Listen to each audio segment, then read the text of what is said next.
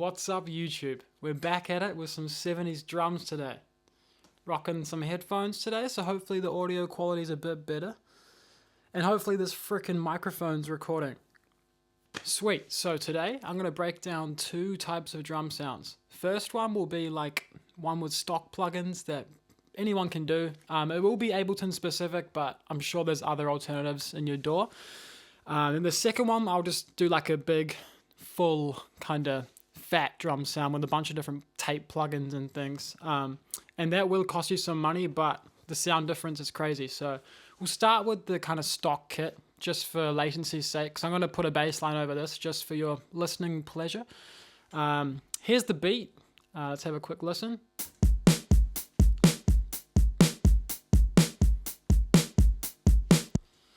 Alright, yeah, so I'll just chuck a quick bass line over that. I've already kind of written this bass line, so I'll just punch it out as quick as I can.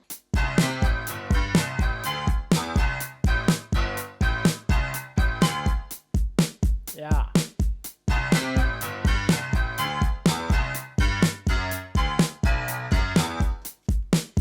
Yeah. You know what's next? We double that with a real bass.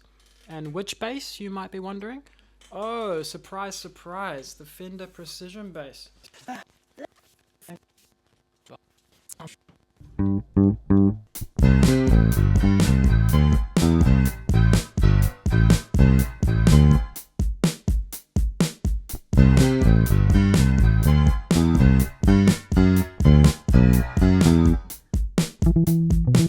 Alright, let's loop this crap out. And in this example, I've got a few different drum beats I'm using just so you can hear it in different kind of contexts. So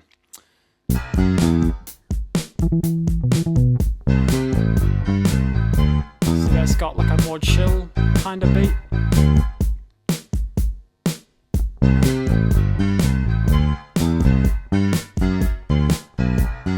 And now we get like a more intense beat.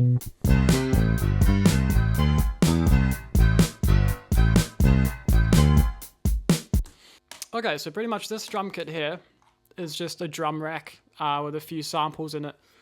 I bounce these samples out from Studio Drummer, which is like a virtual instrument. But you can use any sample really.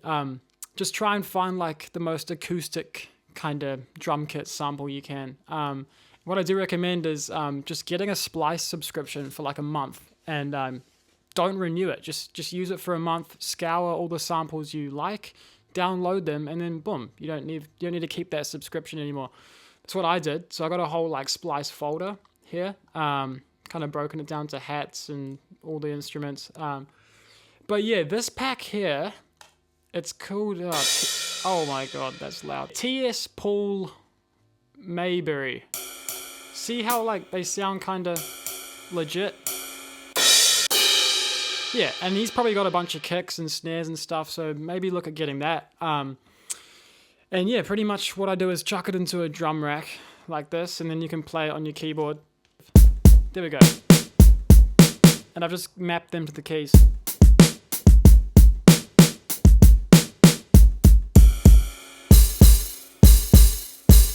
Yeah, that's literally it. So you chuck into a drum rack. If you're in Ableton, if you're in Logic, it'll be something else, or any other DAW. And I've done a basic EQ on kind of each part of the kit. So on the drums, this is a bit of a hot take, but I actually just filter out some of that low end. And then I boost a little bit around here just to give it some oomph. But I find if you just take out all that low end, I mean, it might create phase problems. Who knows? Who cares? But I just find that it gives the bass guitar room to breathe a bit. And lots of those 70s recordings, if you listen to them, like the Bee Gees records, whatever, like the kicks aren't so huge and fat. Like they're just, you kind of hear that click and that kind of body, but the real low stuff is just, that's the bass guitar's job, you know? So I just cut that out. I've made a few little boosts in areas that I think kind of sound nice. So if I saw that, I don't know, it probably doesn't sound very good, but I don't know, it just gives it a bit more body, I guess. Then this is more of a click. See, it gives it that kind of papery click kind of thing. And then I've just boosted all the highs heaps just so you can hear it kind of cut through. So that's like the super kind of shimmery stuff. So that's on the kick. What else have I got?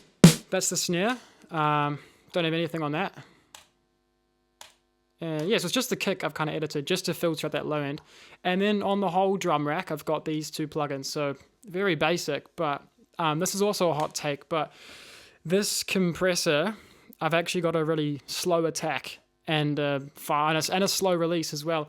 This is kind of emulating like the LA2A plugin. Like normally I would actually just use this plugin. But for the sake of keeping it as stock plugins, I'll just show you with the glue compressor.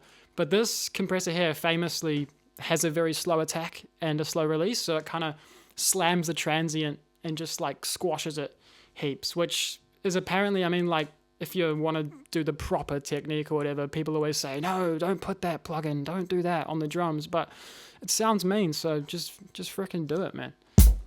See that? The slow attack and the slow release just kind of squashes that transient and just makes it like just slap, you know, it's right in your face, which is what kind of 70s drums, lots of them were like.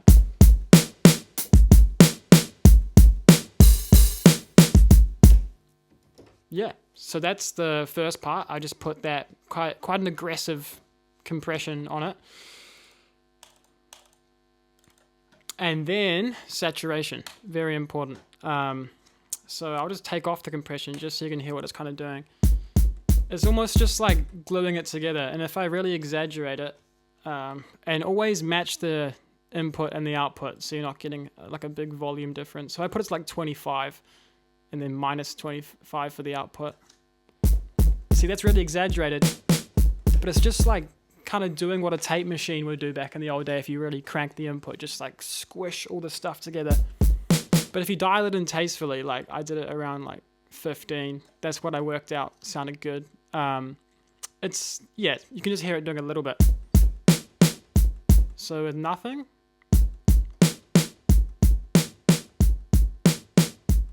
And now it's on. It's relatively subtle. It's more, you can kind of hear it between the kick and the hi-hat. They're almost like stuck together as opposed to that. Very subtle, but when you add that compression before it as well. I mean, that's obviously having a bit of a volume increase when I turn that on, but it still just sounds mean if you kind of do it in that combination. Well, at least that's what I've found out from my own kind of music.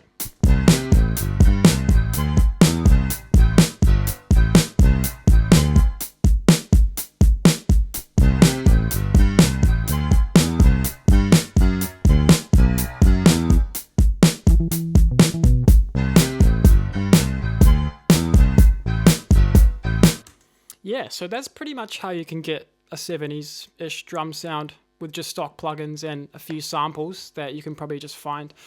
Even the like Ableton, if you have Ableton 12, or I'm not sure if the other ones have it or not, they have their own like packs, so you can find acoustic drum kits in these packs. You know, I don't know how good they are, but you could probably use it. Like use this one, that one. Yeah, you could use these and apply the same technique, just like put it through a hearty compressor with a slow attack and a slow release, and then just saturate it. So there are ways around it. You don't need to get a Splice subscription. You can find samples anywhere. And now I'm going to show you the big like beefy version, which has a bunch of different plugins. So let me pull up that one. Yeah, so this will only apply to people who have a bunch of different like waves, tape emulations, but I'll just show you anyway because this is how you get the beefy sound. So this is the start of the chain. It's Studio Drummer by Contact. And for the start, I'll just turn off everything I've got on just so you can hear the kit by itself. It's not actually that good. Like, it's all right. Like, it's fine. But what I've had to do is fine tune each part of the kit. So I've like tuned it how I liked it on the snare. See how it's quite thin and like papery, kind of like the 70s, just like in your face kind of snare. The kick drum, real quick and short, like I've just cut off all the decay and the hold, so it's just a quick kick. Hi-hat, I think I might have tuned them, I actually tuned them down a bit. But yeah, it's quite nice. Also messed around with the hold and decay. And these toms, I think I might have messed with those a bit. Yeah, just made them really quick so you can kind of grab each tom, mess with the decay and the hold, just so they're really short.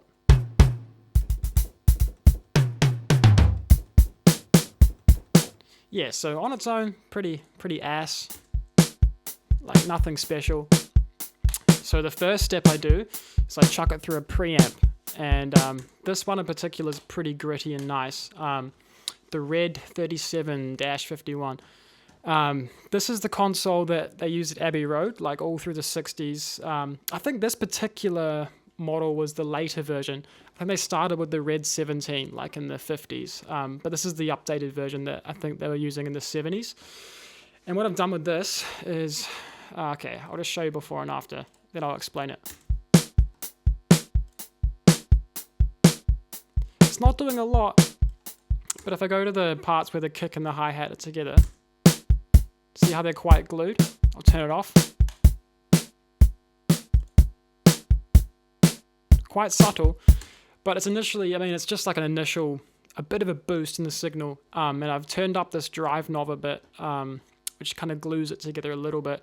And I've turned up the high end a little bit just to bring out the snare and the hi-hats. The rest of the stuff is all just the same, really. So I crank it through this preamp, and then we go into a tape machine, which is the Waves J37, another classic like Abbey Road piece of equipment. And yeah, this is also, I'm just adding saturation really, that's all I'm doing. And a bit of input. I've just cranked the input a bit, and always keep these linked so you're not getting a big volume increase. But let's hear that before and after with the tape machine. Now we'll turn it on.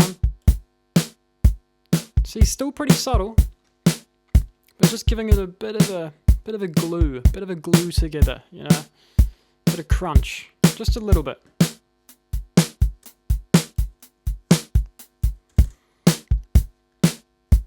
Yeah. And next we clip this shit.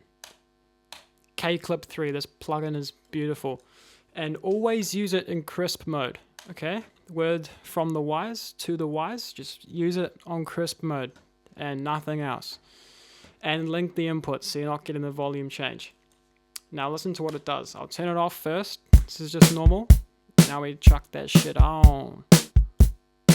Ooh. So you can hear what it's doing. It's just like, you can even see with the red lines. I'm doing it quite aggressively on this kit. But it's literally just taking everything after at a certain loudness and just clipping that, like just cutting the waveform. I'm pretty sure that's how they do it. They just cut the waveform and it just creates this magical sound. It's just so nice. Yeah, if I make it a bit less, and you can see how much it's clipping over here, so it's not doing anything right now. If I do it a little bit more, see, that's probably a tasteful amount, but I'm just going for a slammed sound, so I just crank it right up. There. Sweet, so that's the clipper that I use. And then next in the chain is a compressor. And this is like I was talking about before, it's that LA2A compressor, which is quite slow, like a slow attack, slow release. So it literally just squashes the transient, which is probably not a good thing for drums, but I mean, it sounds good like in this context, so I like to chuck it on after the clipper just to kind of, I don't know, just the final little drip of sauce, you know?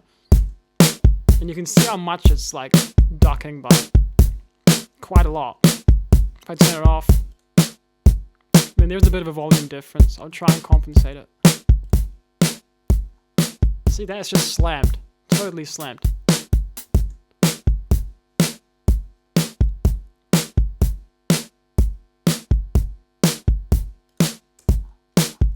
Yeah, sweet. And next in this chain is an EQ. Oh, wow, okay. What the heck?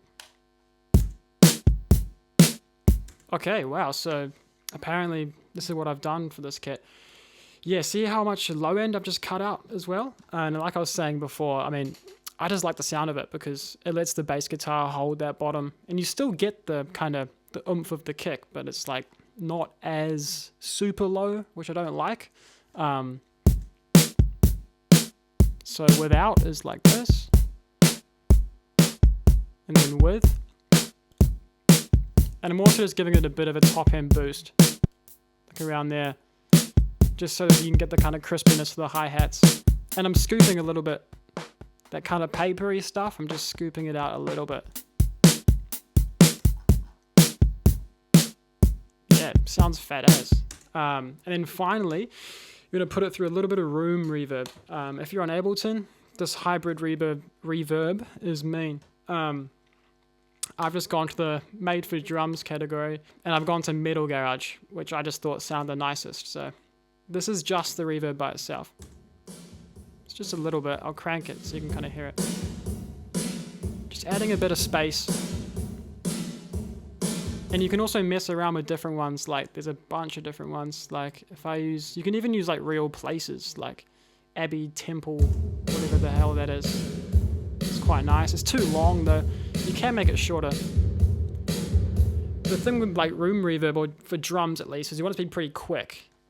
Depending on the song. I mean, if it's like a tender ballad, you might want a long kind of plate reverb. But for like a room reverb, I just do it pretty quick. And I'll just go to Metal Garage, have it pretty quick, like under a second, like that. Then just mix it in with the actual signal. Just a little bit. So you can almost just like not notice it. But then if you turn it off, it's very obvious that it's not there anymore. Just adds a little bit of space. And then in the context of the track, it's just quite nice.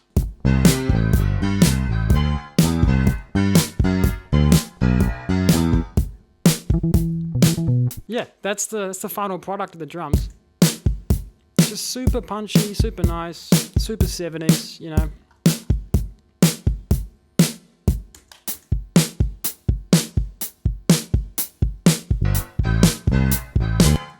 Yeah, so that's how I get my kind of 70s drum sound. And yeah, I encourage you to just mess around with your own samples, kind of use these kind of techniques if it works for your song. But yeah, thanks for tuning in, and I'll catch you next week.